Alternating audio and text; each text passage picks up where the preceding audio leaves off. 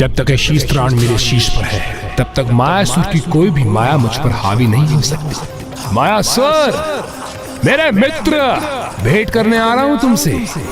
तैयार हो जाओ मेरा स्वागत करने के लिए।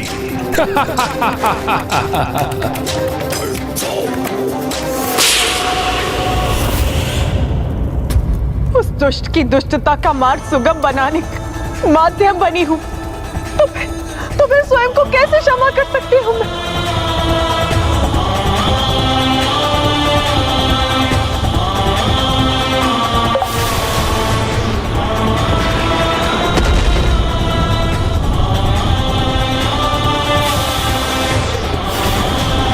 अपने दोष के विचार से स्वयं को और व्यथित मत कीजिए माता।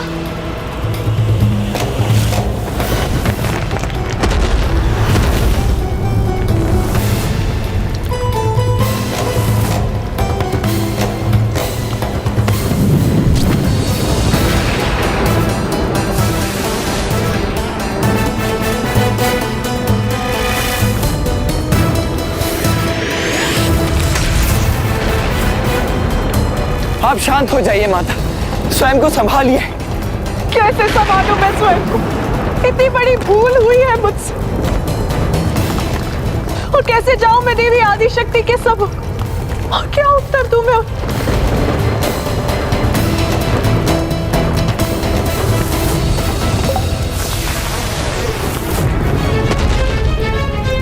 हाँ, ये क्या?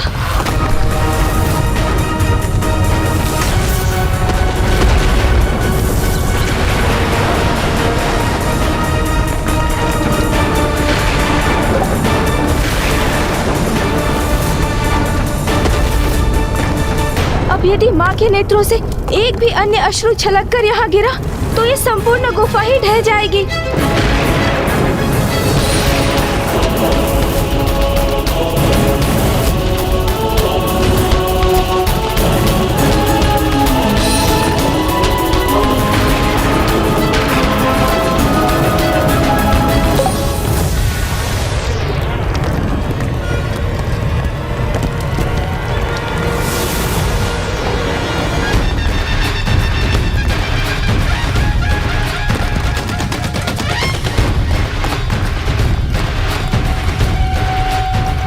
कीजिए माता, रोकिए अपना रुदन।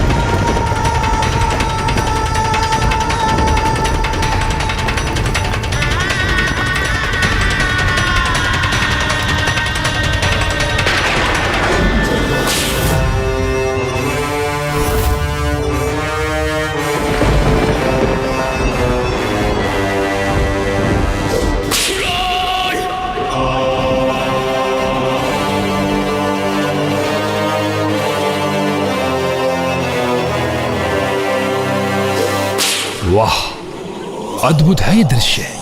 और मित्र मायासुर की माया,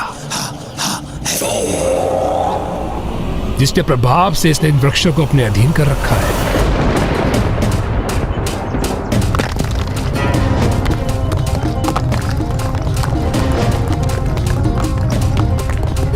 क्या हो रहा है ये? क्या कारण है इस कंपन का?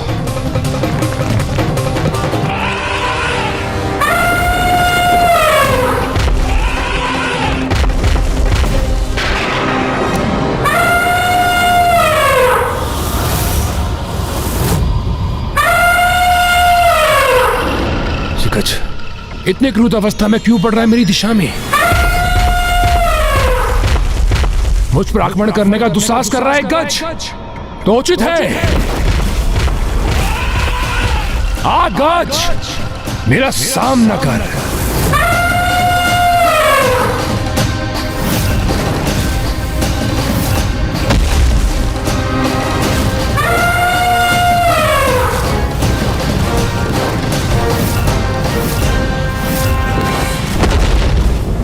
जब तक ये शीश त्राण मेरे शीश पर है तब तक मायासुर की कोई भी माया मुझ पर हावी नहीं हो सकती।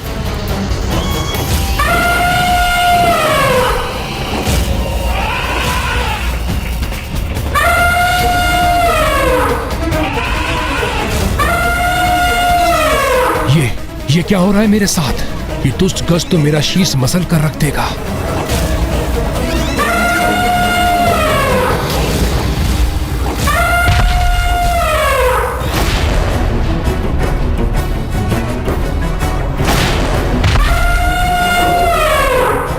विश्वास नहीं होता, अचानक कैसे रुक गया ये? और मैं अभी भी कैसे सुरक्षित हूँ? बहुत विचित्र बात है। इक्लुदगंज अचानक श्वास के समान शांत कैसे हो गया?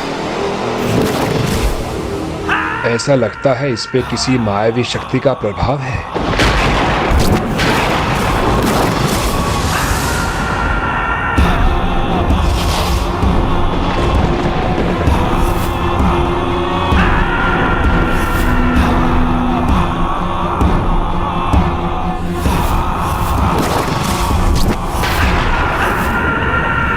मित्र मायासुर, दुर्गमासुर, गतम गथा, जो बीत गया सो बीत गया माता। अब उसके विषय में विचार कर रुदन करने का क्या लाभ माता? दोष किसका था, भूल कहाँ हुई? चार त्याग कर अब हमें ये विचार करना चाहिए कि जो भी दोषपूर्ण हुआ उसे कैसे सुधारे हम। क्योंकि माता, जीवन की कठिनाइयों का सामना अतीत की भूलों के विचार में डूबकर नहीं, अपितु वर्तमान में उत्तम भविष्य हेतु उचित योजना का निर्माण कर उस दिशा में कर्म करने से ही संभव है। और यही हमें भी करना होगा माता। सदैव उचित समय उचित ज्ञान प्रदान करते हो, इसीलिए संसार तुम्हें बुद्धिनाथ अर्थात बुद्धि के ईश्वर, बुद्धि प्रिय अर्थात ज्ञान प्रदान करने वाले, बुद्धि विधाता अर्थात ज्ञान के ईश्वर नामों से भी जानता है। और इसीलिए तुम्हारे 108 नामों की गणना इन 3 नामों के उल्लेख के बिना अधूरी। इसीलिए गणेश, अब तुम ही बताओ मुझे, तुम ही सुझाओ कि अब क्या करना चाहिए मुझे।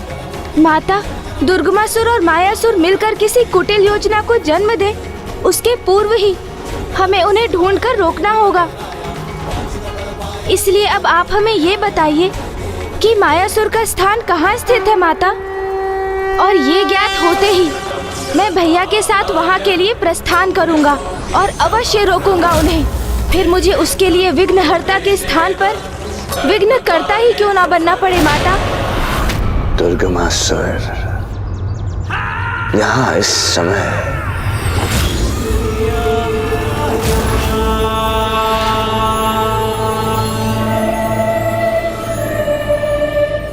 दुर्गमासुर। माया नरेश मायासुर, मेरे प्रिय मित्र, इस गजरूपी विघ्न से मेरी रक्षा करने के लिए अपने मित्र दुर्गमासुर का अनेकों धन्यवाद स्वीकार करो। अवश्य कोई न कोई नवीन योजना पनप रही है इसके मन में, और इससे पूर्व ये हमें अपनी योजना सुनने पर विवश करे। क्यों न अपने परम मित्र के साथ कुछ हास परिहास किया जाए। दुर्गमासुर,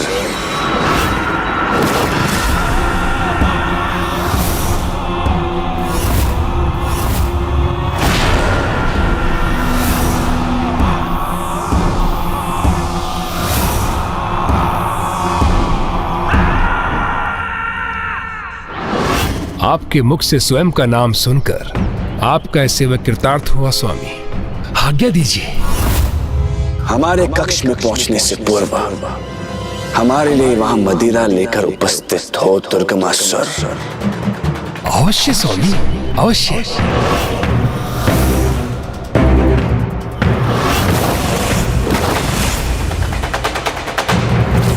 पतुलित मायावी शक्ति का स्वामी मायासुर अपनी मायावी रचना के स्वरूप नियंत्रित परिवर्तित कर अपने स्थान को इतना गुप्त रखता है कि यदि मैंने उस स्थान को देख भी लिया तो भी मैं तुम्हें नहीं बता पाऊंगी कि वो स्थान कहां पर स्थित है। केवल उसके प्रिय और विश्वास पात्र असुरों को वहां तक पहुंचने का रहस्य ज्ञात है। इसलिए एकमात्र दुर्गमासुर ही तुम्हें वहां तक पहुंचा सकता है पुत्र। अर्थात माता, दुर्गमासुर को ज्ञात है कि मायासुर का साम्राज्य कहाँ स्थित है? हाँ पुत्र गणेश। और वो दुष्ट स्वयं वहाँ पहुँच भी गया होगा। अवश्य पुत्र। अब आप निश्चिंत रहिए माता, अब तो हम भी वहाँ पहुँच जाएंगे।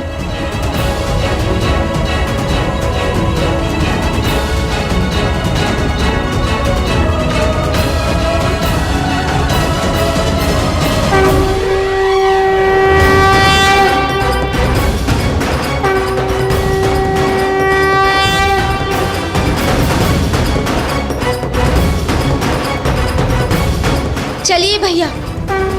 आज्ञा दीजिए माता।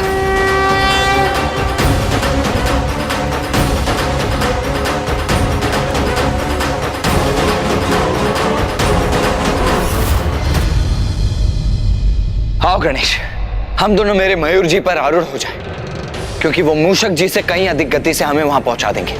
आओ। भैया, यहाँ गति नहीं गंध का महत्व अधिक है, और सूंघने में तो मूषक जी कहीं अधिक समर्थ है।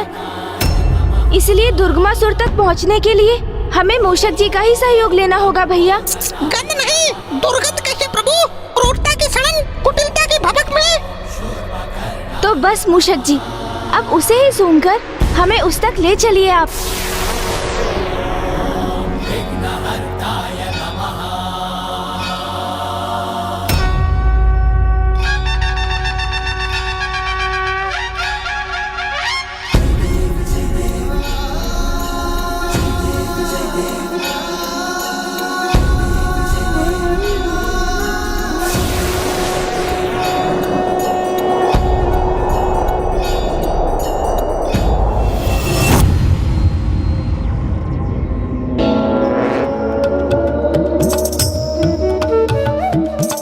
उत्तम, अति उत्तम।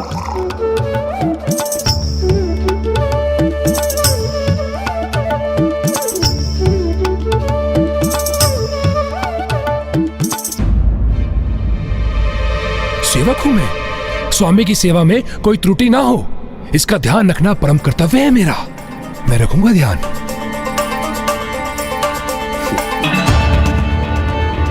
मदिरा।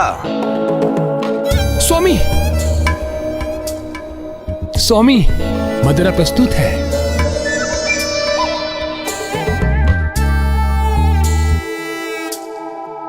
स्वामी,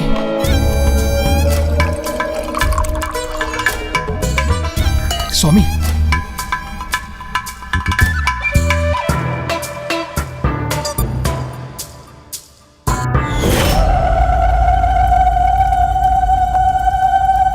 स्वामी,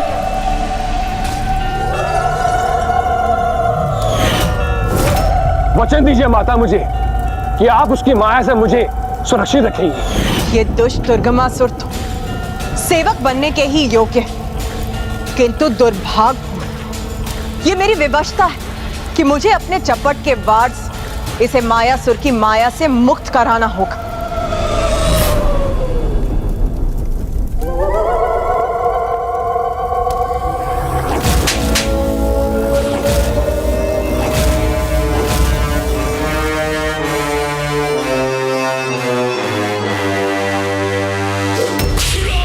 अरे ये क्या कर रहा हूं मैं?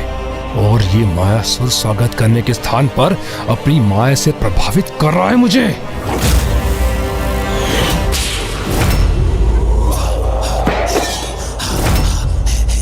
मायासुर!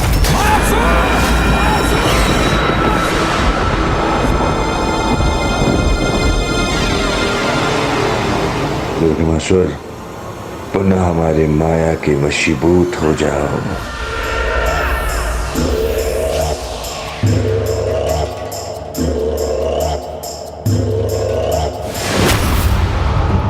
अरे इतना कार्य शेष है तो मैं रुक क्यों गया? मुझे शीघ्रता करनी होगी, अन्यथा स्वामी क्रुद्ध हो जाएंगे।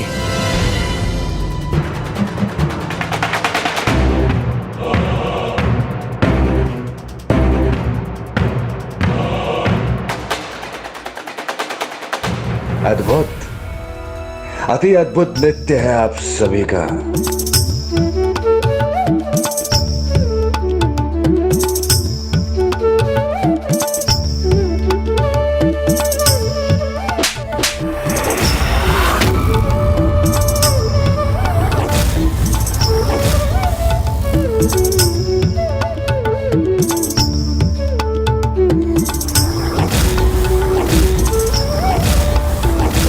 मायासुर! मायासुर!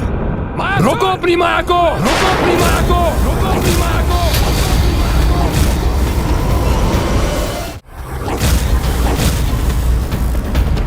हमारे वश में आने के लिए विवश हो जाओ दुर्गमासुर।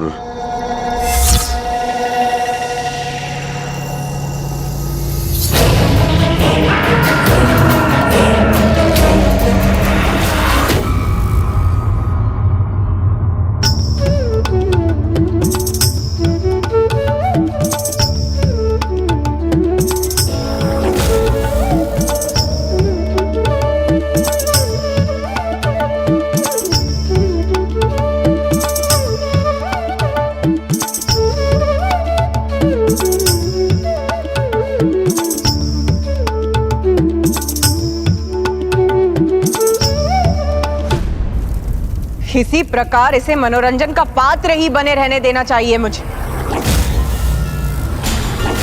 किंतु क्या कर, वचन दिया है मैंने उसे तो मुझे निभाना ही होगा।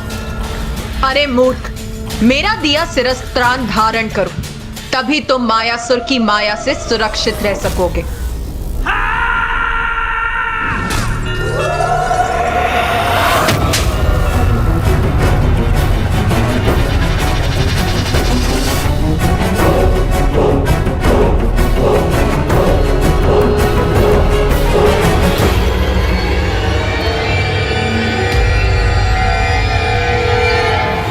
ये क्या कर रहा था मैं? मित्र बनकर आया था यहां और इसका सेवक इसके मनोरंजन का पात्र बन गया।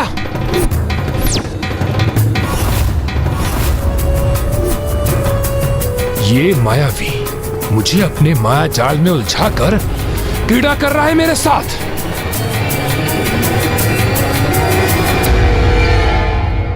मेरा शीस्त्राण कहाँ है? अच्छा, तो इसी कारण मैं बार बार माया के प्रभाव में आ रहा था। क्या हुआ मित्र दुर्गमासुर?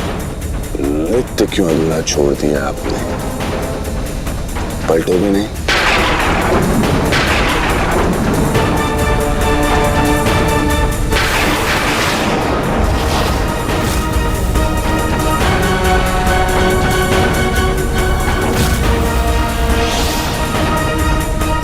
ये क्या? दुर्गमासुर हमारी माया के प्रभाव में क्यों नहीं आ रहा? बस मायासुर बस! बस मायासुर बस! बस मायासुर बस! बहुत हुई तुम्हारी क्रीड़ा! बहुत हुई तुम्हारी क्रीड़ा! बहुत हुई तुम्हारी क्रीड़ा! अपने मित्रों को उपहास का पात्र बनाकर इस प्रकार स्वागत करते हो अपने मित्रों का? हाँ हाँ दुर्गमासुर, अवश्य हम इसी प्रकार का स्वागत करते हैं अपने मित्रों के साथ। मायासुर नाम है हमारा और मायावी क्रीड़ा करना स्वभाव। जन्म लेते ही हमने अपने पिता, अपने जन्मदाता ब्रह्मदेव को अपनी माया से अपने वश में कर दिया। तो यदि अपने माया के प्रभाव से अपने परम मित्र के साथ थोड़ा हास परिहास करने, तो इसमें अनुचित क्या है दुर्गमासुर? उचित है उपहास उस मित्र का भी जिसने तुम्हारे प्राणों की रक्षा की थी। शांत दुर्गमासुर, शांत।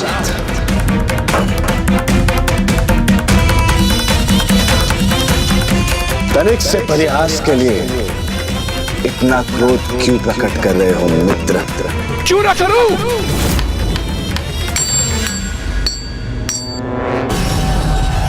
अरे ये क्या है वहां?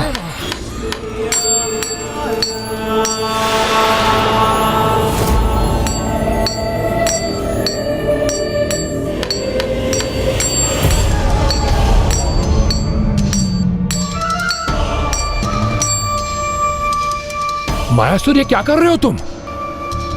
कहीं तुम अपने माया के अहंकार में आत्ममुग्धता की सारी सीमा तो नहीं लांग गए? यह आत्ममुग्धता नहीं है मित्र, स्वयं के प्रभाव में वृद्धि का उपाय है। एक बार मात्र एक बार हमारी ये प्रतिमा पूर्ण हो जाए, उसके पश्चात हमारी शक्तियां कई गुना अधिक बढ़ जाएंगे। राम राम ब्रह्मांड के उन कोनों तक पहुंच पाएंगे जहां इससे पूर्व हमारा कोई प्रभाव नहीं था।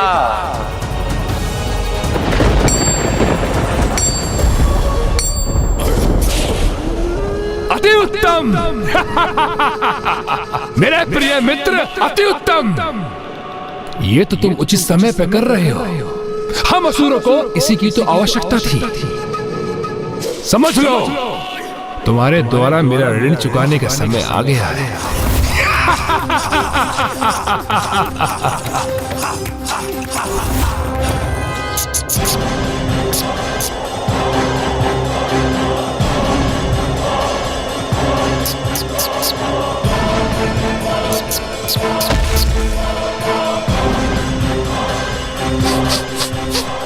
समय नहीं है हमारे पास। हमारा अतिशीघ्र वहां पहुंचना आवश्यक है और मूषक जी यहीं रुक गए हैं। उस दुर्गमासुर की दुर्गंध यहीं से आ रही है प्रभु। इसका अर्थ है वो यहीं कहीं होगा।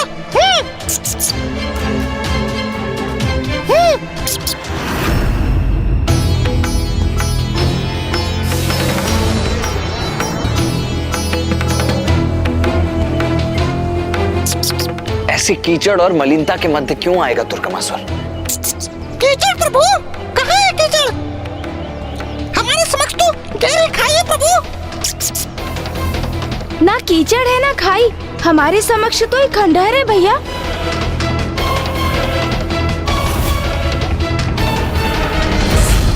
अर्थात हम तीनों को यहाँ भिन्न भिन्न दृश्य दिखाई दे रहे हैं। और ये भिन्न दृश्य देखे नहीं जा रहे हैं भैया, अपितु दिखाए जा रहे हैं। हमें भ्रमित किया जा रहा है भैया। ये अवश्य उस दुष्ट मायासुर की माया का प्रभाव है। इस माया का उद्देश्य ही हमें उलझाना है भैया, ताकि हमें उस दुष्ट दुर्गमासुर तक पहुंचने में विलंब हो जाए। किंतु हम ऐसा कदापि नहीं होने दे सकते भैया। हमें शीघ्र कुछ करना ही होगा। भ्राता, मायासुर की इस मायावी नगरी में हम तीनों को ही भिन्न भिन्न दृश्य दिखाई पड़ रहे हैं। मुझे कीचड़ दिखाई दे रहा है, मूषक जी को खाई और तुम्हें खंडहर। और ये भिन्न दृश्य देखे नहीं जा रहे हैं भैया, अपितु दिखाए जा रहे हैं। हमें भ्रमित किया जा रहा है भैया। ये अवश्य उस दुष्ट मायासुर की माया का प्रभाव है। तब तो हमें शीघ्र यहाँ आगे बढ़कर इस स्थान में प्रवेश करना चाहिए गणेश। हाँ भैया, आइए। मुझे क्यों इन नुकीले पाषाण शिलाओं पर छलांग लगाने के लिए विवश कर रहे हैं प्रभु? मूषक जी, आप आ रहे हैं ना हमारे साथ? प्रभु, आप दोनों आगे बढ़िए। कदाचित वो असुर यहाँ से भागने का प्रयास करेगा, तो मैं यहाँ स्थित रहकर उसकी निगरानी करता रहूंगा प्रभु। उचित है, किंतु आप सचेत और सावधान रहिएगा मूषक जी। जी प्रभु, धन्यवाद।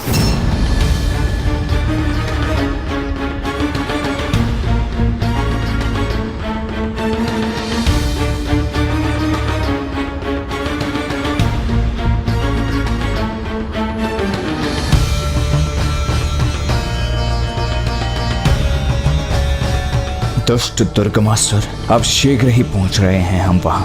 अब तुम जिस भी योजना का निर्माण कर रहे थे, वो मात्र एक योजना ही रह जाएगी। योजना क्या है तुम्हारे मित्र? करना क्या चाहते हो तुम? युद्ध करना चाहता हूं मैं। उस देवी आदि शक्ति को पराजित करना चाहता हूं मैं।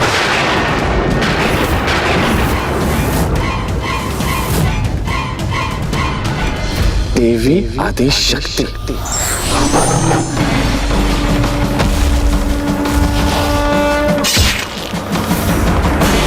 मित्र, प्रतीत होता है कि अब भी तुम माया के प्रभाव में हो, किंतु वह माया हमारी नहीं, अपितु किसी और की है।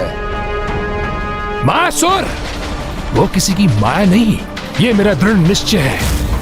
और उचित विचार करने के उपरांत मैं यहाँ तक पहुंचा। और यदि हम उचित समझ रहे हैं, तो तुम उन देवी आदि शक्ति को पराजित करना चाहते हो, जिनसे अतीत में तुमने हमारे प्राणों की रक्षा की थी। वो घटना तो स्मरण है ना तुम्हें मित्र?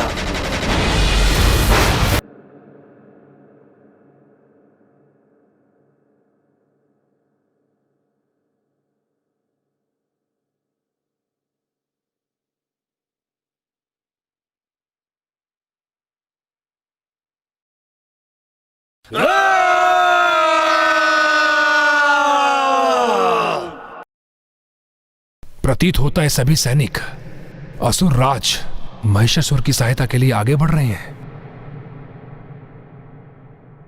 और ये देवी असुर राज का वध करने के लिए तत्पर है।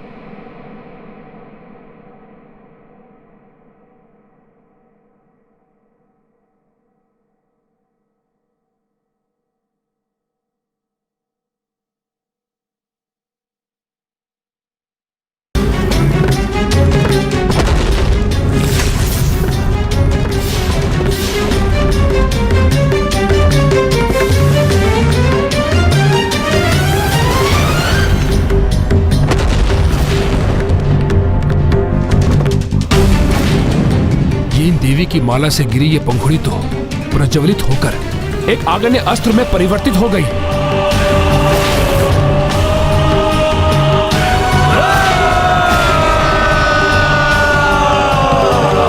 मायासुर, ये तो असीम माया के स्वामी मायासुर है।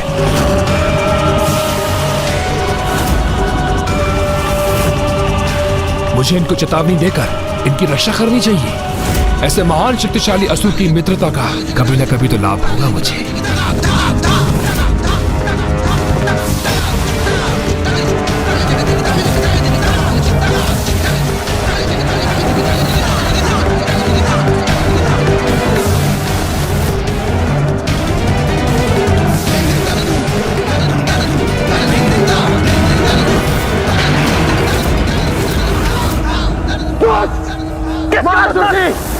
अपनी माया का प्रभाव करने से पूर्व उन पुष्प की पंखुड़ी रूपी असुर को अवश्य देख लीजिए।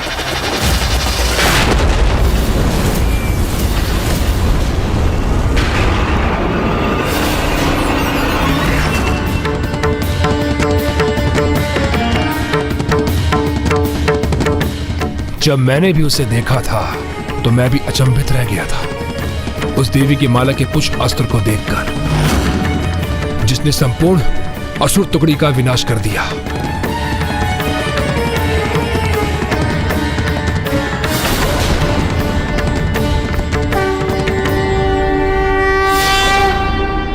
वह असुर महिषासुर का अंत करने जा रही है।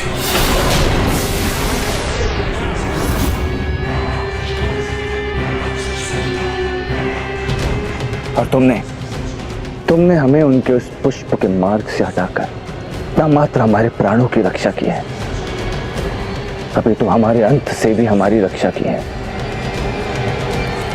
इसी कारण हम तुम्हारे आभारी हैं, ऋणी हैं और मित्र। आज मायासुर मात्र अपने शब्दों में तुम्हारे प्रति अपना आभार प्रकट कर तुमसे धन्यवाद नहीं करेगा, किंतु भविष्य में जब भी तुम्हें हमारी सहायता की आवश्यकता हो, निसंकोच होकर हमारे समक्ष आना। हम तुम्हारी सहायता अवश्य करेंगे मित्र, अवश्य अवश्य करेंगे मित्र, अवश्य अवश्य। तो आज मैं तुम्हें वो अवसर प्रदान कर रहा हूं मित्र, मेरी सहायता कर, अपना ऋण चुकाओ मित्र मायासुर। तो क्या अपने प्राणों की रक्षा का ऋण चुकाने के लिए हमें अपने ही प्राणों की आहुति देनी होगी? यदि तुम्हें वो घटना स्मरण है तो यह भी स्मरण होगा कि कैसे देवी आदिशक्ति की माला की एक पंखुड़ी, मात्र एक पंखुड़ी इतनी विनाशक सिद्ध हुई थी। तो वो देवी स्वयं कितनी शक्तिशाली होगी, क्या इसका अनुमान भी है तुम्हें मित्र दुर्गमासुर? उसकी चिंता त्याग दो मित्र, क्योंकि देवी आदिशक्ति से अधिक शक्तिशाली बनने का उपाय है मेरे पास, किंतु उसे पूर्ण करने हेतु मुझे तुम्हारी सहायता की आवश्यकता होगी। सहायता? कैसी सहायता?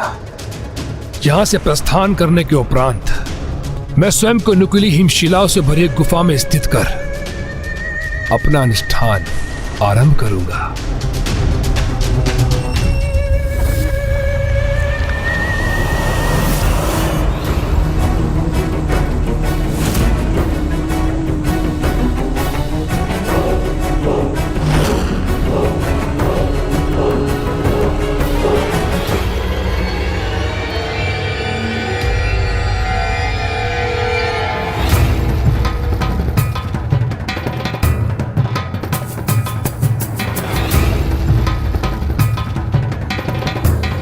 ओह, तो ये है मायासुर की माया। छलावे के मध्य छिपी ये सुंदर सी नगरी अब जाकर कहीं प्रकट हुई है। सत्य है, अद्भुत है मायासुर की माया भैया। क्या जो दृश्य मैं देख रहा हूं वही दृश्य तुम भी देख पा रहे हो गणेश? एक भव्य सुंदर स्थान, जैसे इस मायावी ने अपने ही स्वर्ग की रचना कर ली हो। हाँ भैया, स्वर्ग के समान वातावरण का अनुभव तो मैं भी कर रहा हूँ। दुर्लभ पुष्प और स्वतः गिरकर एकत्रित होने वाले फल और पुष्प है यहाँ।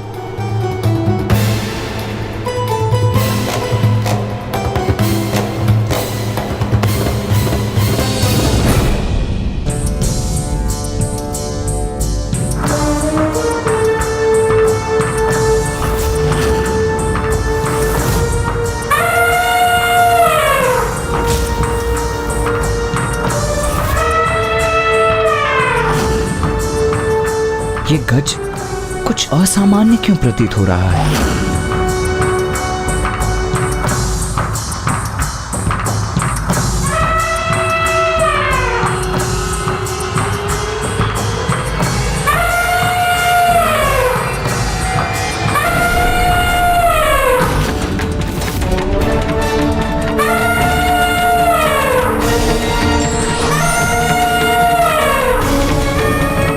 नहीं भैया, यदि इसका स्वभाव एक विक्षिप्त पशु के समान है तो हमें भी उसके अनुरूप ही व्यवहार करना चाहिए।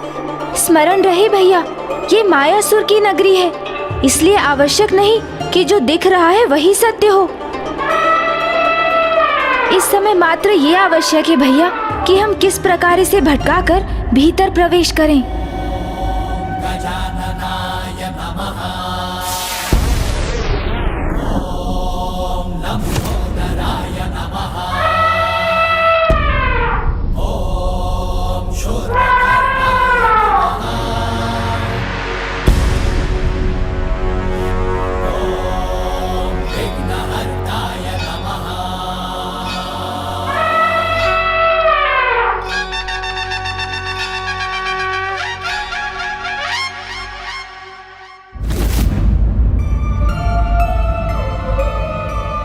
आइए भैया, अब तो ये अपनी ही क्रीड़ा में व्यस्त हो गया। हमारे भीतर प्रवेश करने का ये उचित अवसर है।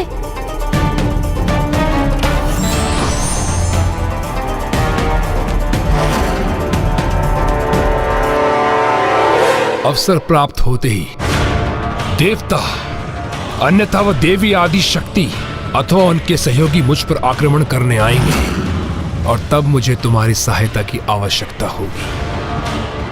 तो तुम कहना क्या चाहते हो? हमें उन देवताओं का सामना करना होगा?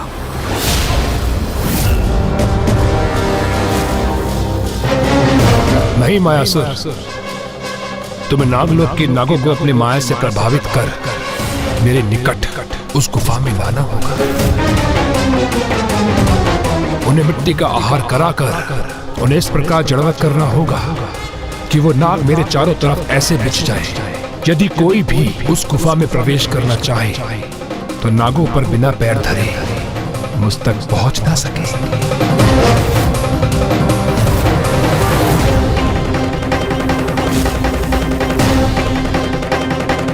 किंतु इस सबसे तुम्हें क्या लाभ होगा मित्र दुर्गमासुर? लाभ होगा, बहुत लाभ होगा,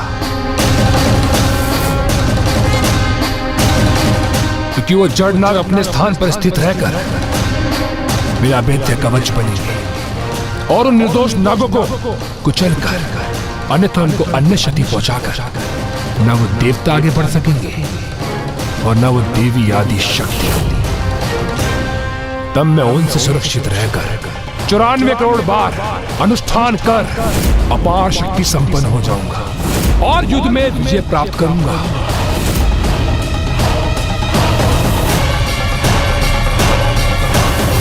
और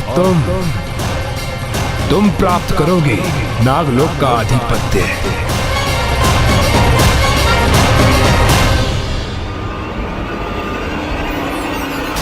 ये तो उत्तम योजना है, अति उत्तम योजना। तो इसे पूर्ण करने के लिए कभी प्रस्थान करना होगा हमें मित्र। शुभ कार्य में विलंब कैसा मित्र? और हम असुर तो शुभ और अशुभ कार्य में विलंब नहीं करते। और वैसे भी आज का दिवस तो अति उत्तम है, क्योंकि आज शिवरात्रि के महापर्व पर सभी 33 कोटि देवी देवता महादेव की आराधना में व्यस्त होंगे। नागलोक का तो किसी को ध्यान भी नहीं होगा, इसलिए यथाशीघ्र प्रस्थान कर हमें अपना प्रयोजन सिद्ध करना होगा।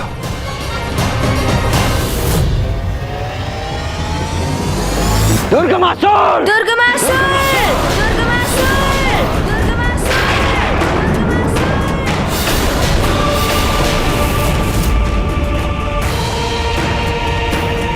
पुनः क्षणिक विलंब हो गया भैया हमें। अब कहाँ ढूंढे उन्हें? कहाँ गए होंगे वो दोनों? भैया ये स्वर कैसा जो वहाँ उस ओर से आ रहा है? आइए हमें शीघ्र देखना होगा।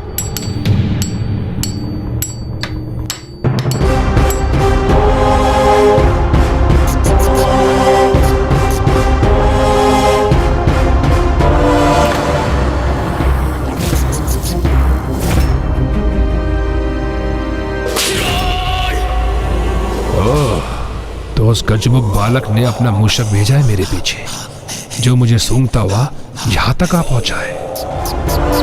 किंतु उसे ज्ञात करने का अवसर ही नहीं दूंगा मैं कि मैं कहां हूं।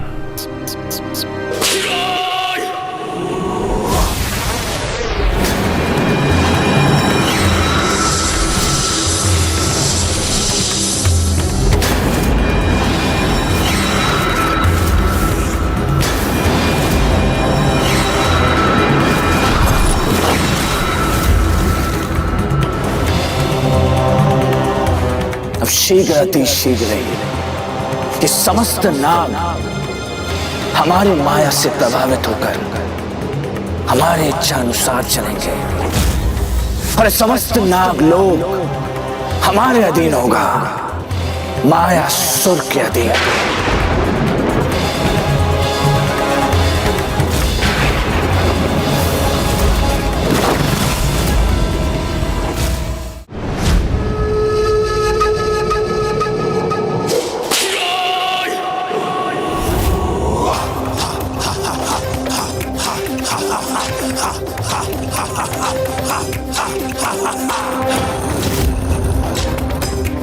अब इसी गुफा में संपन्न होगी मेरी पूजा।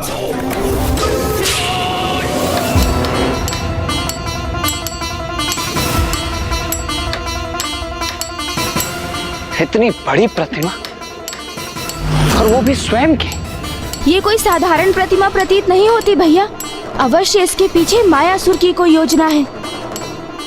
भैया अब हमें उनसे एक पग पीछे नहीं अपितु आगे रहना होगा, क्योंकि अब एक नहीं भैया, हमें दो दो शत्रुओं की संयुक्त शक्ति का सामना करना होगा। क्योंकि अब एक ओर दुर्गमासुर है तो दूसरी ओर मायासुर।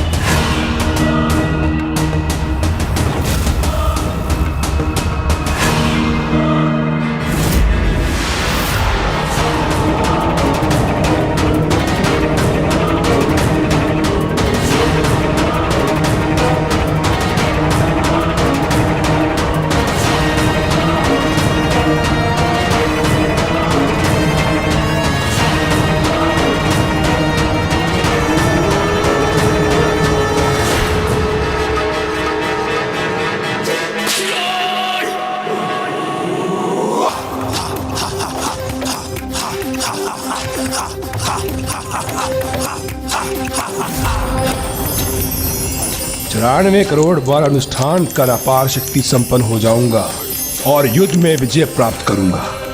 इस बार मैं एक पग नहीं अपितु 2 पग आगे रहूंगा उनसे। इस बार कोई भी मूषक सूंघ कर ये ज्ञात नहीं कर सकेगा कि मैं कहां स्थित हूं।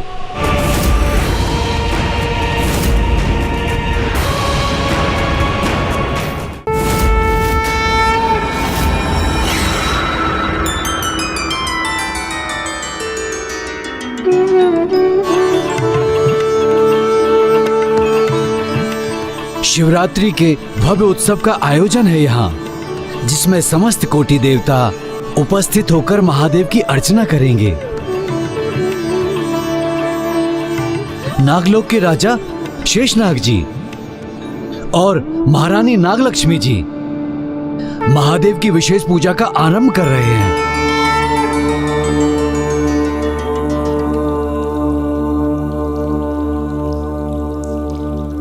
मुझे शीघ्रता करनी होगी। महादेव का पूजन करके उनका आशीर्वाद प्राप्त करके शीघ्र अपनी भावी संतान अपने अंड के पास पहुंचना होगा।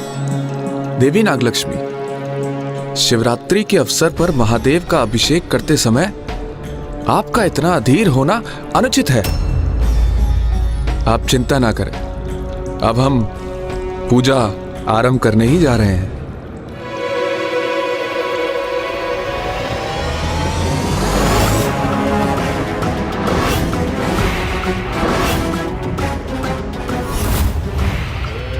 नागो, हमारे आगमन के लिए तैयार हो जाओ, क्योंकि अब शीघ्र ही मायासुर की माया आरंभ होगी नागलोक में।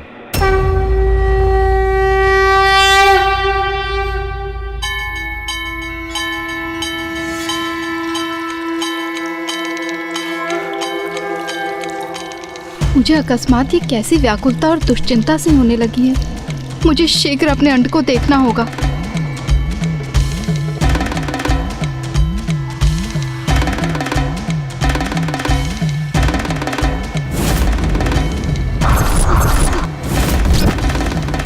चंद्र भी पूर्ण हो गया बन के माथे की शोभा,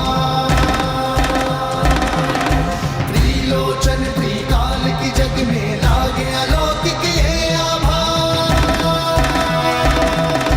बंधन का विष पान किए और नीलकंठ कहलाए, जटा में धारण करके गंगा जग की प्यास बुझाए।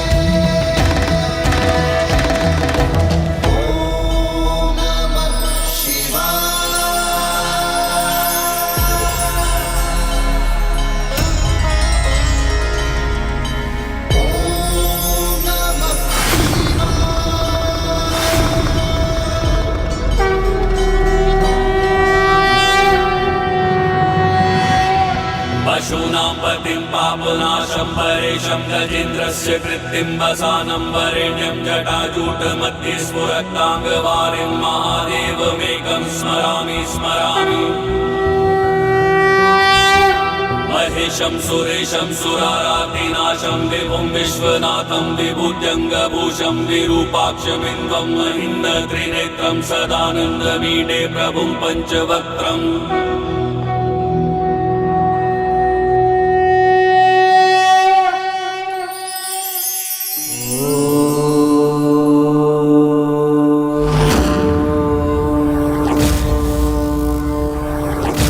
महादेव का पूजन संपन्न हुआ। अब मैं शीघ्र अपने अंड के निकट लौटती हूँ।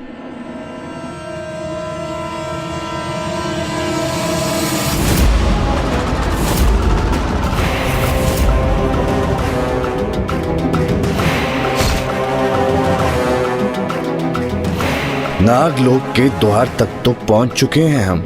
अब शीघ्र ही नाग विहीन लोक बना देगा ये मायासुर इस नागलोक को।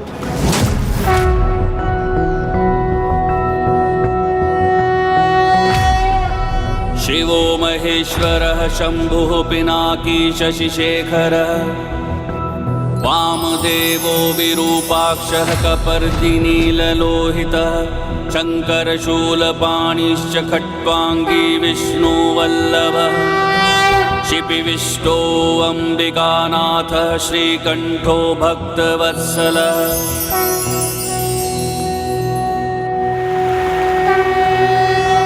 शिवो महेश्वरः शंभुः पिनाकी शशिशेखरः, वामदेवो विरूपाक्षः कपर्दिनीललोहितः, शङ्करशूलपाणिश्च खट्वाङ्गी विष्णुवल्लभः, शिपिविष्टो अम्बिकानाथः श्रीकण्ठो भक्तवत्सलः।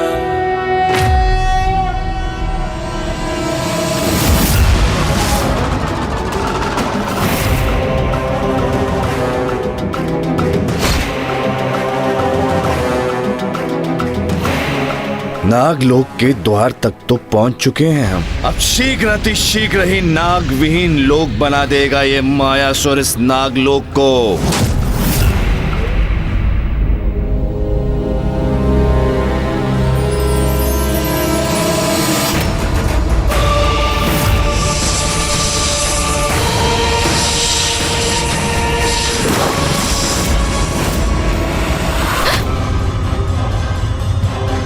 ये कैसे अशुभ दृश्य दिखाई दे रहे हैं मुझे।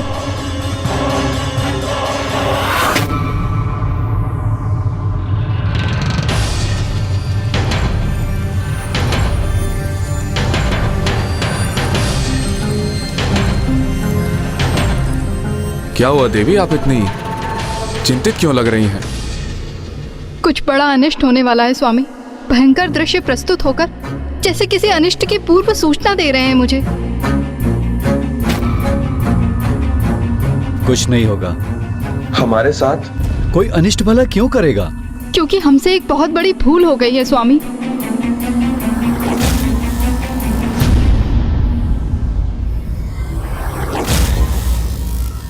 क्योंकि पूजा शीघ्र संपन्न होने की अधीरता में शिवरात्रि के पूजन से पूर्व हल्दी गणेश की पूजा नहीं की हमने। किंतु इस बात का स्मरण तो हो गया है आपको, तो अब हम इस स्थिति को सुधार भी तो सकते हैं। हम प्रथम पूज्य गणेश जी से क्षमा याचना कर लेंगे, फिर भला हमारे साथ कोई अनिष्ट क्यों होगा? क्योंकि एक ऐसी भूल है जो हमें पूर्व में नहीं करनी चाहिए थी। मैं इस अंड को सूखे घास तिनकों के मध्य रख देती हूँ, जिससे कि ये शीघ्र परिपक्व हो जाए।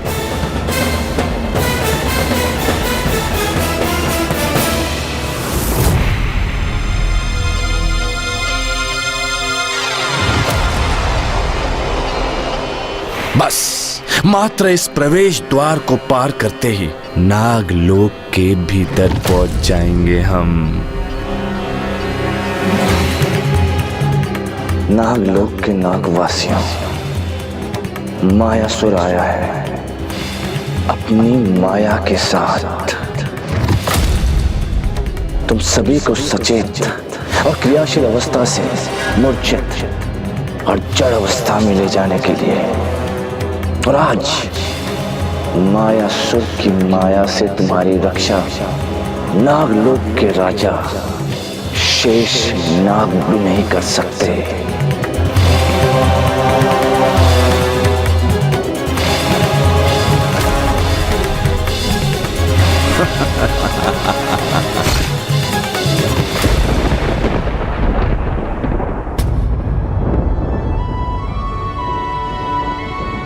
शेष नाग की संतान है ये, और आप शेष नाग की पत्नी। इसलिए आपको अपनी सुरक्षा की तनिक भी चिंता नहीं करनी चाहिए, क्योंकि मेरे रहते न तो आप पर कोई संकट छा सकता है और न हमारी संतान पर। इसलिए इस प्रकार अकारण स्वयं को विचलित मत होने दीजिए देवी नागलक्ष्मी।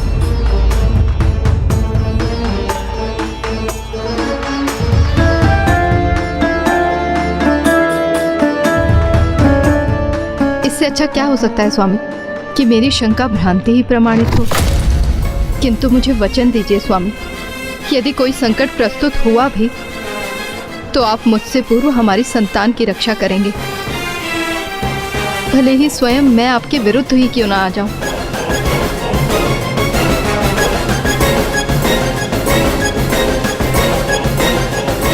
मैं वचन देता हूं कि यदि ऐसा कुछ हुआ तो सर्वप्रथम मैं अपनी संतान की रक्षा का उपाय करूंगा।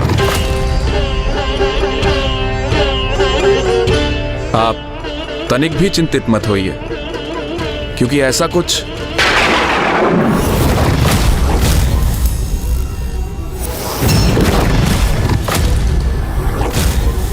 ये क्या, यहाँ किसी के अनुचित आगमन का आभास क्यों हुआ मुझे?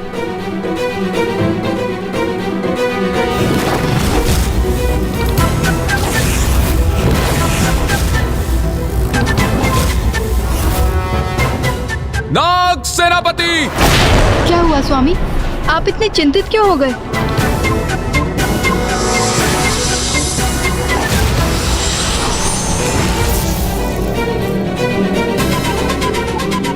प्रणाम महाराज। एक असुर अनिमंत्रित ही नागलोक में प्रवेश कर रहा है,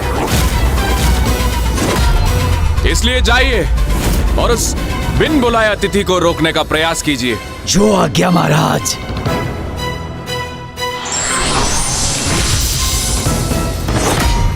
तो क्या उस असुर का आगमन उस अनिष्ट का संकेत है जिसका मुझे आभास हो रहा था?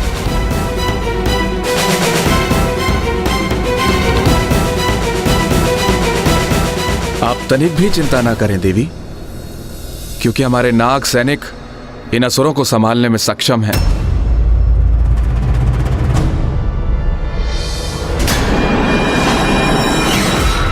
नागलोक के वासियों, अब मायासुर की माया से वशीभूत होने के लिए तत्पर हो जाओ तुम सब।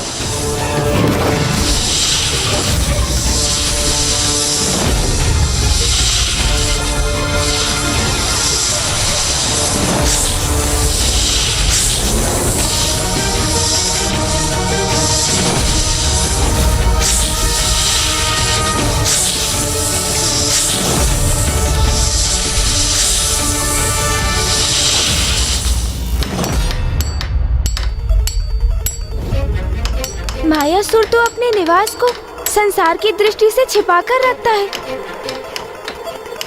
तो फिर जहाँ किसी की दृष्टि पहुँच ही नहीं सकती, तो वहाँ ये मायासुर अपनी इतनी विशाल प्रतिमा का निर्माण क्यों करवा रहे हैं भला? भैया, हमें शीघ्र अतिशीघ्र दुर्गमासुर और मायासुर दोनों को ही ढूंढना होगा। अनेकों जाल बिछाए हैं मैंने यहाँ पहुँचने के मार्ग में, क्योंकि मायासुर का नागों को लाकर यहाँ बिछाना अत्यंत आवश्यक है। अनुष्ठान करते समय मुझे अपने गुप्त स्थान और स्वयं को सुरक्षित रखना होगा, क्योंकि जिससे कोई भी यहाँ आकर मेरे अनुष्ठान में कोई भी बाधा उत्पन्न ना कर सके, और मैं 94 कोटि बार अनुष्ठान पूर्ण कर समस्त संसार पर विजय प्राप्त करने का सामर्थ्य प्राप्त कर सके।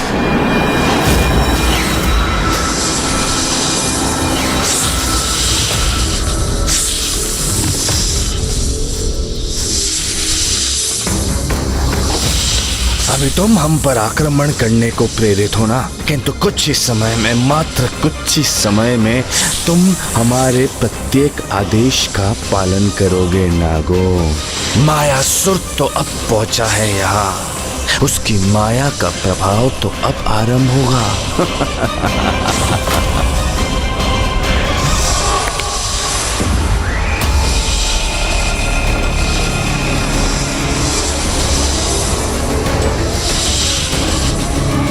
अब इस माया से आरंभ होगी मायासुर की योजना।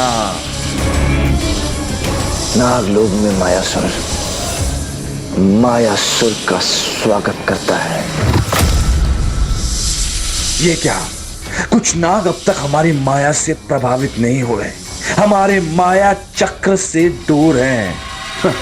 किंतु कोई बात नहीं, मायासुर जहां प्रकट होता है उस स्थान की धूल भी उसकी माया से प्रभावित हो जाती है, उसके वशीभूत हो जाती है। अब तो मात्र आरंभ है, ये भी हो जाएंगे। दुर्गमासुर, हमने तुम्हारा कार्य आरंभ कर दिया है और उसे शीघ्र, अतिशीघ्र ही पूर्ण करेगा तुम्हारा ये मित्र मायासुर।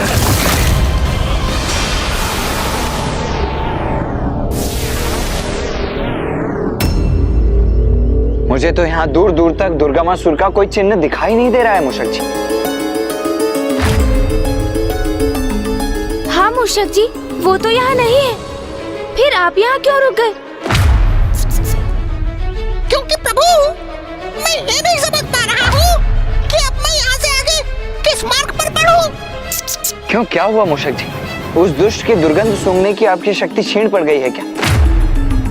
हाँ मूषक जी, आप बताइए ना, आप इस प्रकार उलझन में क्यों आ गए? क्योंकि प्रभु, यहाँ दाहिने, बाएं और मैं तीनों मार्ग से दुर्गमासुर की दुर्गंध आ रही है मुझे, इसलिए मेरी तो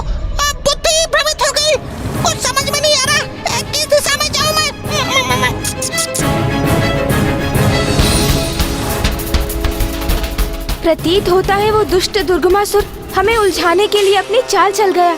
मुझे विश्वास है मेरी चाल में उलझकर वो मूषक मुझे कदापि नहीं ढूंढ सकेगा।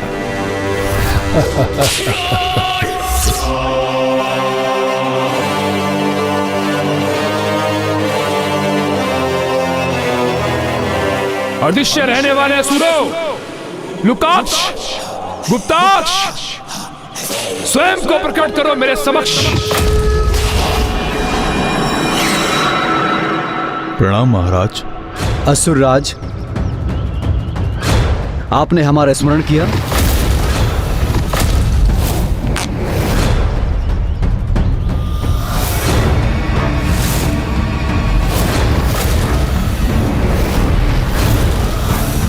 लुकाक्ष, तुम इसे धारण कर बाई ओर के मार्ग पर निकलो, और गुप्ताक्ष तुम दाई ओर के मार्ग पर शीघ्र निकलो। जो आज्ञा महाराज।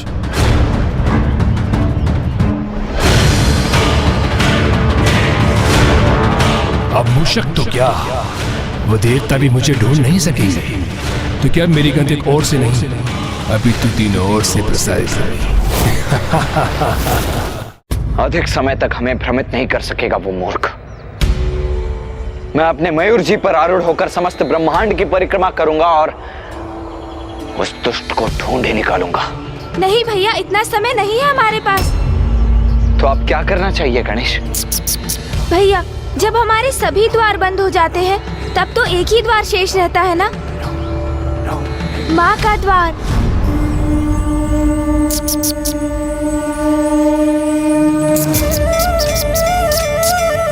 माँ, हमारी सहायता कीजिए माँ। हमें उचित मार्ग दिखाइए माँ।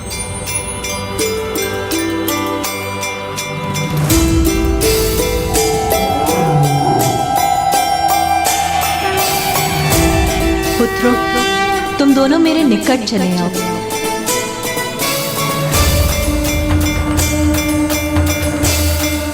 माँ हमें निकट बुला रही हैं गणेश। पापी कैसे भी पाप करने की योजना बना रहे हो भैया, उन पर अंकुश लगाने में माँ ही हमारी सहायता कर सकती है। जय माता। आपके सुझाए गए 94 कोटि अनुष्ठान को मैं आरंभ कर रहा हूँ कि इस विश्वास पर कि आज आप मुझे कदापि निराश नहीं करेंगी। अनुष्ठान पूर्ण होते ही आप मुझे इतनी शक्ति प्रदान करेंगी, इसलिए उस देवी आदि शक्ति को पराजित करने के लिए मैं समर्थ है प्राप्त कर लूं।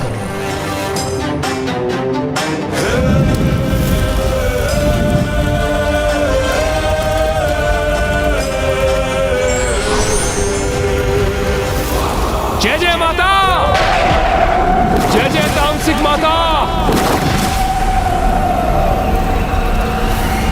अब ज्ञात नहीं कैसा अनर्थ होगा मेरे कारण।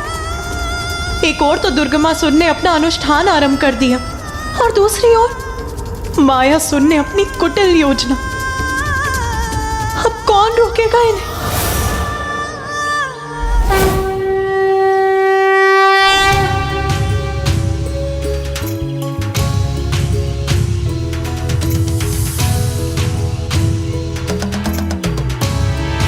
माँ, तामसिक देवी कैसी अपार पीड़ा में, उसका आभास है मुझे। इसीलिए हमारे पास अधिक समय नहीं है पुत्रों। दुर्गमासुर अपना अनुष्ठान आरंभ कर चुका है। वो जैसे ही अपनी एक भुजा को काट कर उसकी आहुति देता है, उसे फिर से उसकी भुजा प्राप्त हो जाती है और वो पुनः उस भुजा की आहुति चढ़ा देता है पुत्र। और मायासुर नागलोक में नागों को अपने प्रभाव में लेने का प्रयास कर रहा है।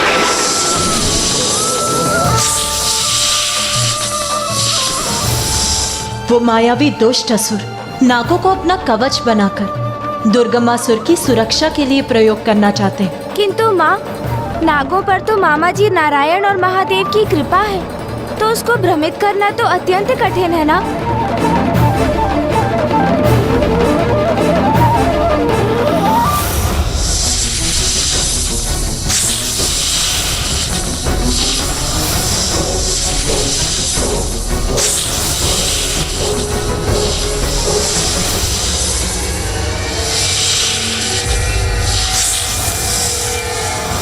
ज्ञात था हमें कि इतनी शीघ्रता से हमारे वश में नहीं आओगे तुम, किंतु हम भी पूर्ण तैयारी के साथ आए हैं। एक बार तुम्हारे मन में अपने लिए स्थान तो बना लें, तब हमारी माया तुम्हारी बुद्धि को अपने प्रभाव में ले लेगी। नागो, दशम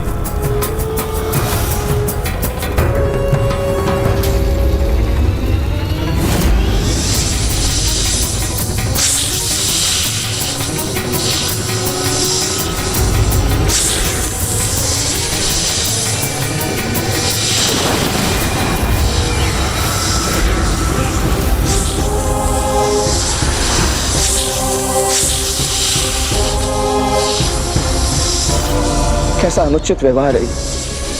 हम पूछ रहे हैं कि कैसा अनुचित व्यवहार है ये? अरे हम आपके परम मित्र हैं, परम हितैषी है, शुभ चिंतक है मायासुर। हमें भली बात ही ज्ञात था कि हम यहाँ आपके लोक में आएंगे तो हमारे प्राणों को संकट होगा, किंतु हमने उसकी चिंता न कर मात्र आपकी भलाई के बारे में विचार किया। और आप है, क्या आप है कि शत्रु भाव से हमारा स्वागत कर रहे हैं? हमें ही क्षति पहुंचाना चाहते हैं। हम पूछते हैं क्यों? विचित्र, अत्यंत विचित्र व्यवहार है आप समस्त नागों का। अरे जिसे अपना शत्रु समझना चाहिए उसे अपना मित्र समझते हैं, और जिसे मित्र समझना चाहिए उसे शत्रु। हम उन शल्य देवताओं की बात करते हैं जो सदैव आपके साथ छल करते आए हैं। स्मरण है समुद्र मंथन के समय जब देवता समस्त अमृत लेकर चले गए और आपके हिस्से आया मात्र हलाल विष।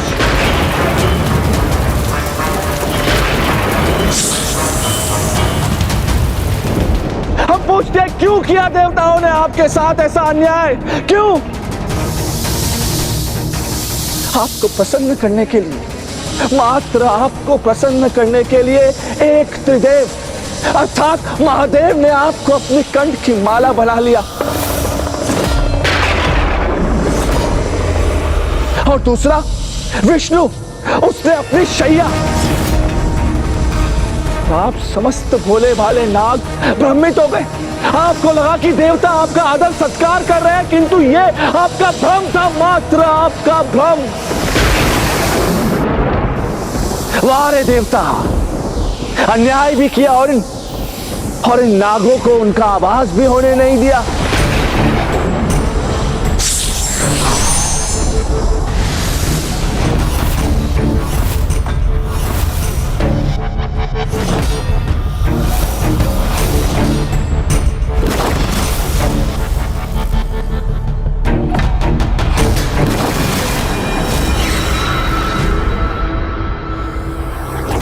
तुम सर्वथा उचित कह रहे हो गणेश। नागों को तो प्रभु महादेव और श्री हरि नारायण दोनों का आशीष प्राप्त था, किंतु उनके मन में एक ऐसा घाव भी जिसको समय भी नहीं भर सकता, और जिसका लाभ उठाने का प्रयास वो मायासुर अवश्य करेगा, क्योंकि अतीत के घावों को हरा कर किसी को अपने वश में करना ही तो असुरी प्रवृत्ति। आप किस घाव का उल्लेख कर रही हैं माँ? वही घटना जिसके कारण नागों की जिह्वा दो भागों में विभक्त हो गई। स्मरण है आप सभी को कि किस छलावे के कारण आपकी जिह्वा इस प्रकार दो भाग में विभक्त हुई थी। या उस घटना को भी भूल चुके हैं आप सभी?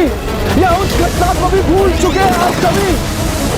हम बताते हैं आप सब निर्दोष नागों के साथ क्या हुआ था, और हम निश्चित रूप से कह सकते हैं उस सत्य के बारे में ज्ञात होते ही आपको उस महाछल के बारे में ज्ञात हो जाएगा जो देवताओं ने आप सबके साथ किए थे। अब समय आ गया है उसका प्रति उत्तर देने का, वो अधिकार मिलने का जो हम आप सबको दिलवाएंगे। नागलोक के वासियों, स्मरण है आप सभी को कि किस छलावे के कारण आपकी जिया इस प्रकार दो भाग में विभक्त हुई थी। या उस घटना को भी भूल चुके आप सभी, या उस घटना को भी भूल चुके आप सभी, या उस घटना को भी भूल चुके आप सभी।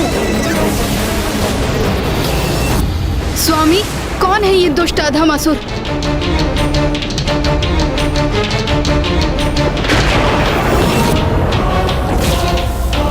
यह असुर जीवित यहाँ कैसे प्रवेश कर गया? मेरे सेनापति ने इसे कैसे प्रवेश करने दिया? कौन है ये दुष्ट असुर और किस प्रयोजन से आया है यहाँ?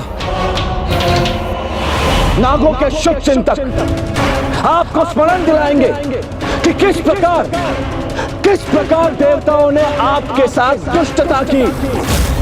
स्मरण दिलाएंगे आपको छलावे का जो कारण बना आपके विभक्त जीवा का। नागों की विभक्त जीवा की घटना का आरंभ तो ऋषि कश्यप से हुआ, जिन्हें ब्रह्मदेव ने सृष्टि में जीवों की उत्पत्ति का भार सौंपा था। ऋषिवर ने प्रजापति दक्ष की 13 पुत्रियों से विवाह किया और समस्त देवता उनकी प्रथम पत्नी देवी अदिति की संतान बने। उनकी द्वितीय पत्नी देवी दिति दानवों की माता बनी और फिर जब उनकी अन्य पत्नियों से संतान उत्पत्ति का समय आया, तब उन्होंने अपनी पत्नी देवी कद्रु और देवी विंता से एक सरल सा प्रश्न पूछा। आप दोनों को कैसी संतानों की प्राप्ति की इच्छा है देवियों? स्वामी, मैं एक सहस्त्र शक्तिशाली पुत्रों की माता बनना चाहती हूँ।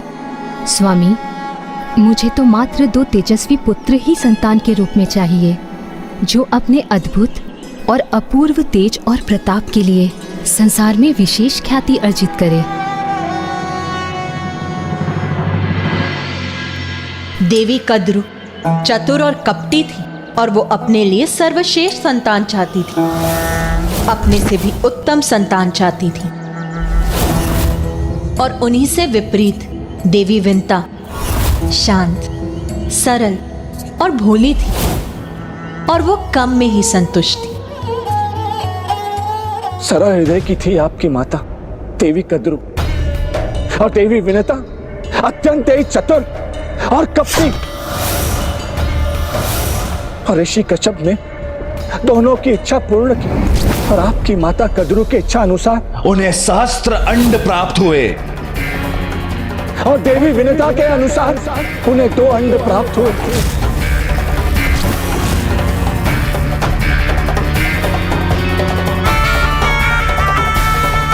देवी कद्रु के शास्त्र अंड यथाशीघ्र ही संतान उत्पन्न करने लगे और इसी प्रकार जन्म हुआ शक्तिशाली नागों का।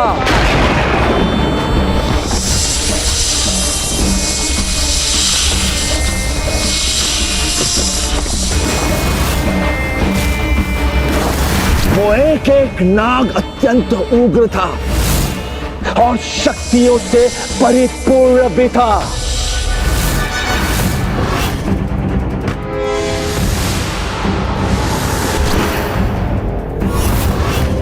प्रतीत होता है मेरी पत्नी देवी नागलक्ष्मी पर भी इन मायावी तरंगों का प्रभाव हो रहा है। मुझे किसी प्रकार इसके प्रभाव को रोकना होगा। किंतु देवी विनता कहाँ शांत बैठने वाली थी। उन्होंने समस्त नागों से अत्यंत ही शक्तिशाली और बलशाली संतानों की कामना की थी, किंतु दुर्भाग्यवश नागों के जन्मों के उपरांत भी उनके अंड में कोई भी गति उत्पन्न नहीं हुई।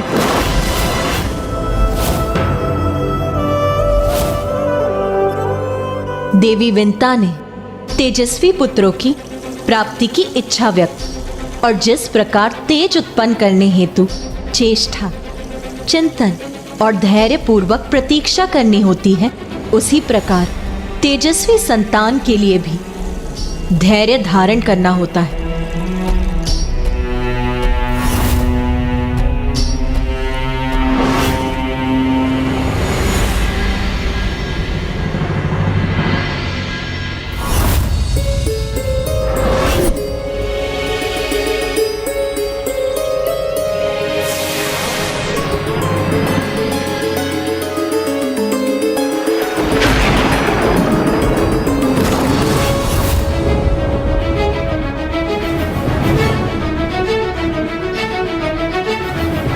जब प्रतीक्षा करते करते बहुत समय बीत गया तो माँ का मन नहीं माना और वो चिंतित हो उठी। और फिर एक समय ऐसा भी आया जब उनके धैर्य का बांध टूट गया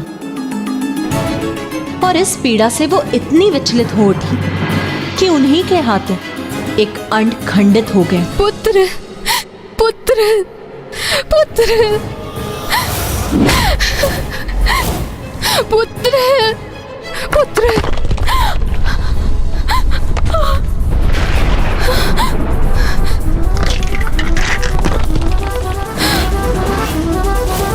और फिर उस खंडित अंड से एक अर्ध विकसित अरुण उत्पन्न हुआ।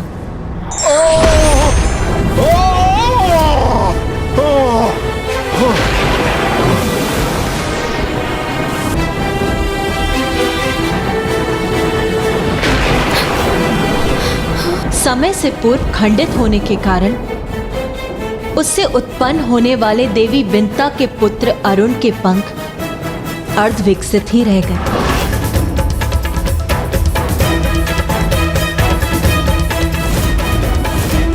आपने अपने ही पुत्र के साथ ऐसा क्यों किया माँ? अब मुझे जीवन पर्यंत ये कष्ट भोगना होगा। अर्धविकसित पंख लेकर संपूर्ण जीवन व्यतीत करना होगा। मुझे क्षमा कर दो पुत्र, मैं गहन चिंता में डूब गई थी। मुझे और देवी कद्रू को एक साथ आशीर्वाद मिला था, किंतु उनके तो सहस्त्र अंड उनके पुत्रों को बहुत समय पूर्व ही जन्म दे चुके थे, किंतु मेरे अंड अभी भी उसी अवस्था में थे। इसीलिए धीरज खोकर मैं ये भूल कर बैठी। मुझे लगा कि उस अंड के आवरण के कठोर हो जाने के कारण तुम उससे बाहर निकलने में असमर्थ हो रहे हो। आपको अपना संयम खोने की अपनी इस भूल का दंड भुगतना होगा। आपको माता कद्रू की दास बनकर रहना होगा। वही माता कद्रू जिनके अंड से अपने अंड की तुलना कर आप अपना धीरज खो बैठी पुत्र, और मेरे साथ ये अन्याय कर बैठी। पुत्र, अपनी माँ को ऐसा दंड मत दो। मुझे क्षमा कर दो पुत्र, मुझे क्षमा कर दो।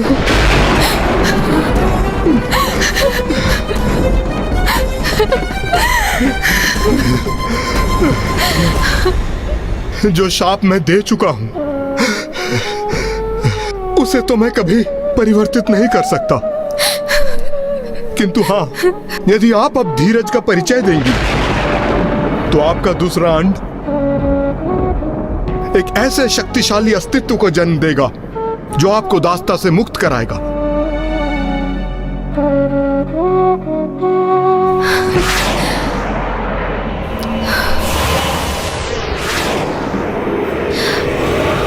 देवी विंता से जो भूल हुई वो एक सरल हृदय माता की भूल थी, किंतु फिर भी उन्हें अपनी संतान से श्रापग्रस्त होने का दुर्भाग्य सहना पड़ा।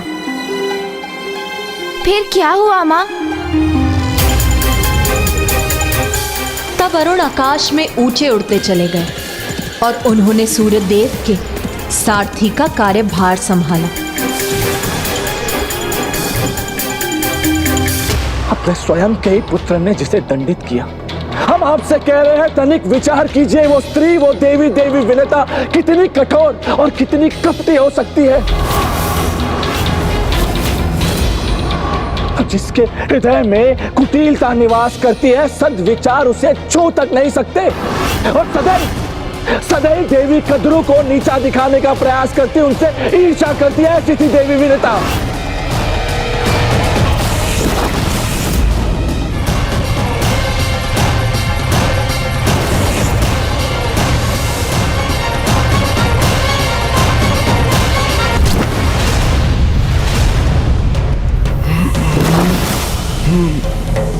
ये कैसा प्रभाव है इस मायावी असुर की माया का?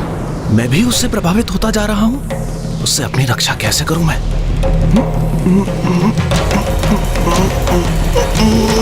और एक दिवस ऐसी घटना हुई कि दुर्दशा से भरी देवी विनता ने नागलोक की देवी कद्रू को अपने जाल में फंसाने का प्रयास किया, किंतु वो कहते हैं ना, जो कपटी होता है वो अपने चाल की जाल में स्वयं फंस जाता है। और दुर्भाग्यवश देवी विनता के साथ भी उस दिवस यही हुआ। वे स्वयं अपने चाल के जाल में उलझ गईं। उनके पुत्र अरुण का श्राप तो फलित होना ही था। इसीलिए एक दिवस ऐसी घटना घटित हुई जिसके कारण सदा के लिए देवी विनता को देवी कद्रू की दासी बनने के लिए विवश होना पड़ा। और उस दिवस समुद्र मंथन से उत्पन्न दिव्य अश्व उच्चेश्वरा उनके आश्रम के ऊपर से निकले और उनकी गति इतनी अधिक थी कि देवी कद्रू को यह प्रतीत हुआ कि उनकी पूंछ काली है।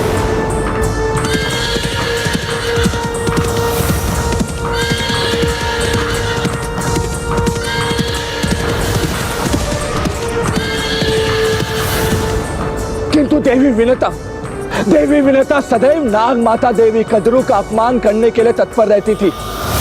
और जब उन्हें ज्ञात हुआ कि नाग माता को इस बात पर विश्वास है कि दिव्य अश्व की पूंछ काली है, तो इसमें भी उन्होंने अपने कपट का परिचय दिया और उन्होंने देवी कद्रू की सरलता का लाभ उठाकर उनसे इस अवस्था पर निश्चित कर दाव लगा दिया।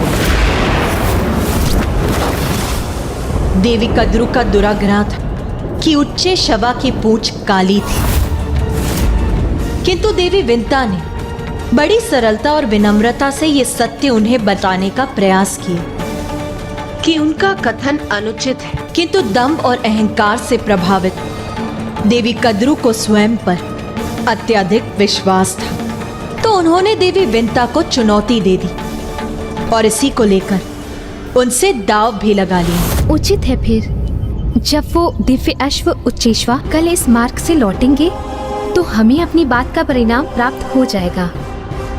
यदि मेरा कथन असत्य निकला तो मैं आपकी दासी बन के रहूंगी देवी विनता, किंतु यदि आपका विश्वास असत्य प्रमाणित हुआ तो आपको मेरे साथ साथ मेरे समस्त पुत्रों की दासी बनना होगा।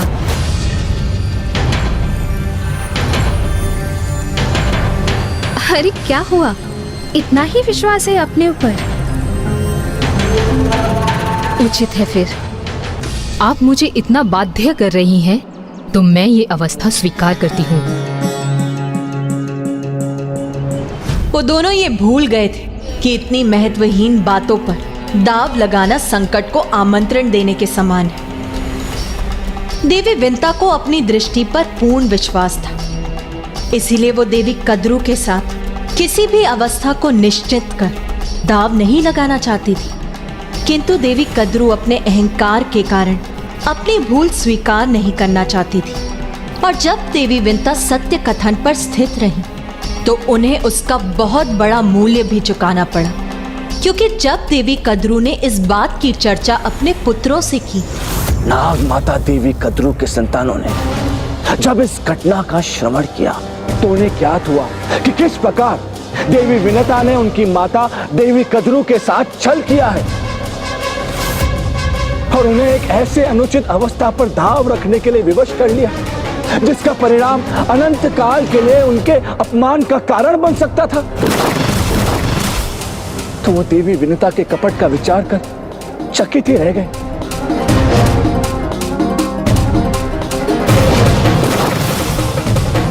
किंतु आप सभी के पूर्वज देवी कद्रू के योग पुत्र नाग मातृ भक्त थे।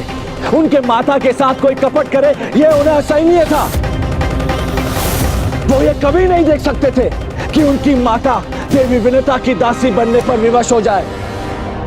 इसीलिए अपने माता के प्रति निष्ठावान पुत्रों ने उनकी रक्षा करने का प्रण लिया और एक योजना निर्माण की।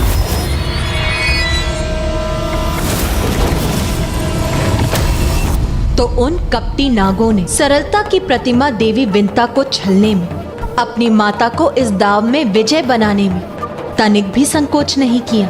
शीघ्र ही सब नागों को अपनी माया के वशीभूत कर लेगा ये मायासुर, ताकि दुर्गमासुर हमारा परम मित्र अपना अनुष्ठान सरलता से संपन्न कर वो देवी आदि शक्ति को पराजित कर सके। तो दूसरे दिवस जब दिव्य उच्चेश्वरा उस मार्ग से लौट रहे थे, देवी कद्रू के पुत्रों ने अर्थात नागों ने स्वयं को उस दिव्य अश्रु उच्च शर्वा की पूंछ में लपेट लिया, जिससे कि जो भी उनकी पूंछ को देखे वो काली ही प्रतीत हो।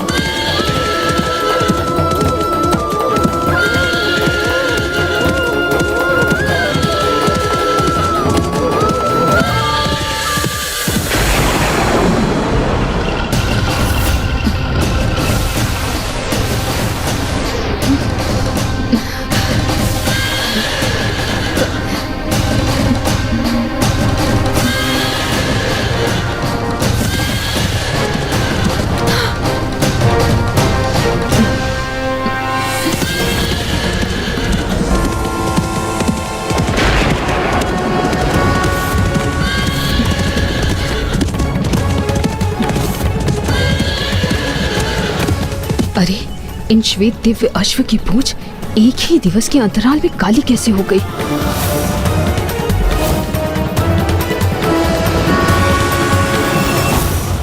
ये रहस्य मुझे ज्ञात अवश्य है। मेरे पुत्रों ने ही इसे संभव किया है, किंतु ये गुप्त रहस्य मैं तुम पर कभी उजागर नहीं होने दूंगी।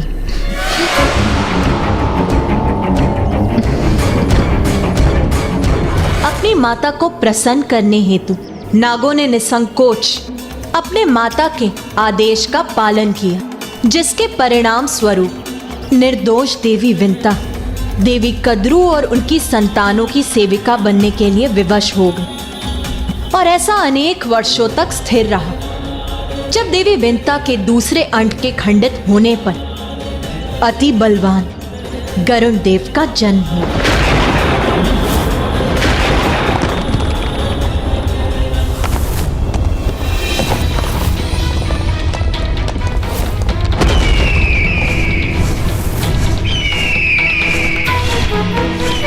जन्म पाते ही स्वाभाविक रूप से गरुण देव अपनी माता को ढूंढने के लिए गए, किंतु उन्होंने जो देखा उसके कष्ट से वो स्तब्ध रह गए।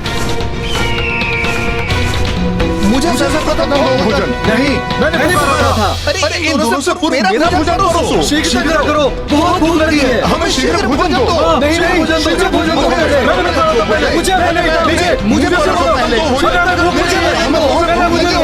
मुझे भूख लगी है, बहुत भूख लगी है। माँ,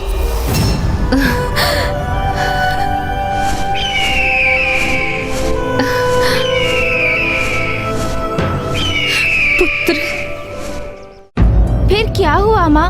एक पुत्र अपनी माँ को ऐसी अवस्था में कैसे देख सकता है? ये गरुड़ देव के लिए तो असहनीय रहा होगा ना माँ? हाँ माँ, कोई भी पुत्र ये कैसे स्वीकार कर सकता है? हाँ पुत्र, गरुण देव भी नागों के इस व्यवहार से अत्यंत क्रोधित थे। इसीलिए वो उसी क्षण अपनी माता को नागों की दास्ता से मुक्त कराने हेतु तत्पर होकर नाग माता देवी कद्रू के समक्ष प्रस्तुत हो गए।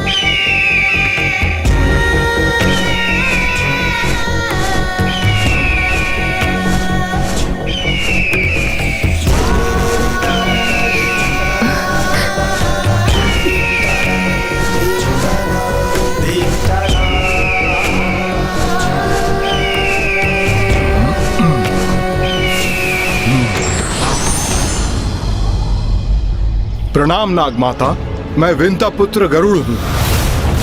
मेरी माता को आपकी दास्ता से मुक्त कराने के लिए आप क्या चाहती हैं? ओह, तो तुम अपनी माता को मुक्त कराने के लिए कुछ भी लाने के लिए तैयार हो? तो जाओ, स्वर्ग से मेरे लिए अमृत लाके मेरे समक्ष रख दो और मैं तुम्हें वचन देती हूँ, मैं तुम्हारी माता को मुक्त कर दूंगी। फिर क्या हुआ माँ? आगे बताइए ना।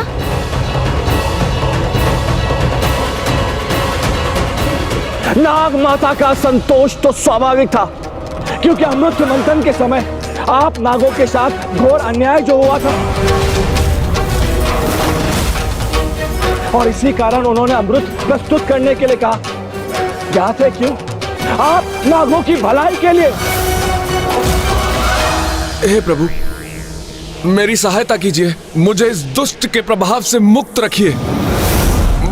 ओम गण गणपतये नमः।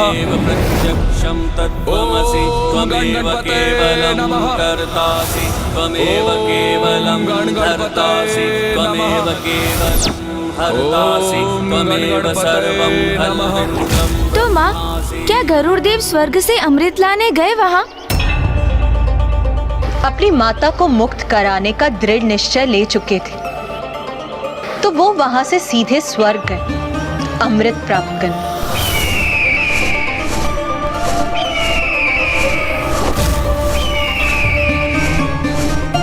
तो उन्हें सभी देवताओं ने रोकने का प्रयास किया और सर्वप्रथम अग्निदेव आगे बढ़े और अग्नि अस्त्रों की वर्षा की उन पर।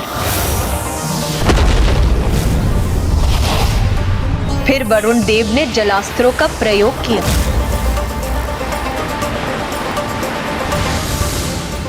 सूर्य देव ने उन्हें अपनी तीक्ष्ण किरणों से भस्म करने की चेष्टा की और इंद्रदेव ने उन्हें अपने विद्युत से आक्रमण किया, किंतु कोई भी करुण देव को क्षति नहीं पहुंचा सका।